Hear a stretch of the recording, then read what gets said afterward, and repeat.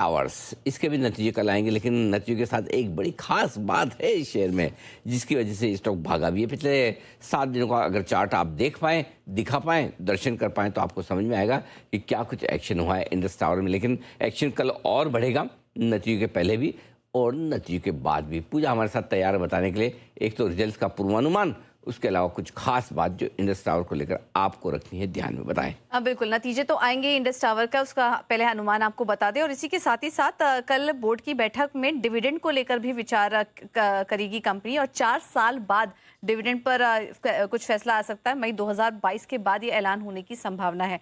नतीजों की बात करें तो नतीजे थोड़े से सुस्त दिखाई देंगे। रेवेन्यू फ्लैटिश है, कामकाजी मुनाफा भी देखेंगे तो वो भी एकदम सपाट ही दिखाई दे रहा है। मार्जिन घट सकता है, 55% से घटकर 54% के आसपास आ सकता है।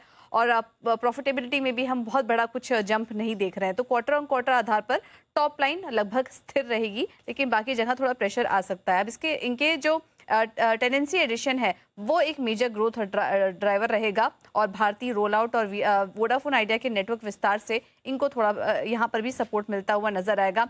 3,500 टावर एडिशन होंगे क्वार्टर ऑन क्वार्टर आधार पर, ज्यादा कुछ बड़े बदलाव नहीं है। ऑपरेटिंग कॉस्ट में भी बढ़त का अनुमान है। एबिटा मार्जिन में मामूली गिरावट इस वजह से हम देखेंगे। तो हम देख सकते हैं थोड़े मिक्स्ड नंबर्स निकल कर आ रहे हैं, लेकिन कल जैसा कि हमने आपको बताया कि डिविडेंड देने पर कंपनी विचार करेगी। कंपनी ने 2024 के बाद शेयर होल्डर्स को रिवॉर्ड नहीं किया था, और अब इसके अलावा बस 2024 में एक बायबैक की भी घोषणा की थी, लेकिन अब काफी लंबे समय बाद डिविडेंड की घोषणा हो सकती है। तो नतीजों के साथ साथ ये भी काफी इंपॉर्टेंट फैक्टर होगा देखना कि डिविडेंड को लेकर किस तरह के अनाउंसमेंट यहाँ पर निकल कर आ सकते हैं।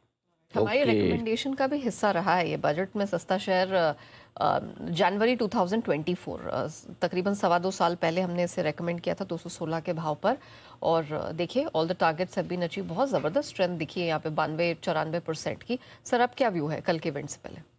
देखो कल के रिजल्ट का तो मुझे व्यू नहीं है, देखो ऑनेस्टली, लेकिन लॉन्ग टर्म में व्यू हमारा क्लियर है। हमें टारगेट इसको 600 रुपये के लगते हैं। तो इसको आपको होल्ड करना है अपने पोर्टफोलियो में। 2024 से अभी देखिए 2 साल हुए हैं, 2 साल में आपका डबल हो गया है। अब इससे क्या आप बच्चे की जान लोगे? निफ्टी का स्टॉक है 2 साल में डबल होना कम थोड़ी हो, किसी भी हिसाब से कम नहीं होता भाई। 50-45% का रिटर्न आपको 1 साल में मिल रहा है, वो भी इस तरह के खराब बाजार में, जब 2 साल में निफ्टी ने कुछ खास किया नहीं है। करेक्ट, तो फिर अच्छा ही है ना, क्या दिक्कत है? डिविडेंड भी दे रहा, अब तो वोडाफोन आइडिया की समस्याएं भी धीरे धीरे खत्म हो रही है। भारतीय एयरटेल पेरेंट मजबूत है ही है, कोई टेंशन है नहीं। अब ऐसे स्टॉक को नहीं रखोगे तो कैसे स्टॉक को रखोगे? मेरे ख्याल से बिल्कुल अगर आपके पास है तो होल्ड करना चाहिए, अपने पोर्टफोलियो में रखना भी चाहिए। ओके, और पोर्टफोलियो में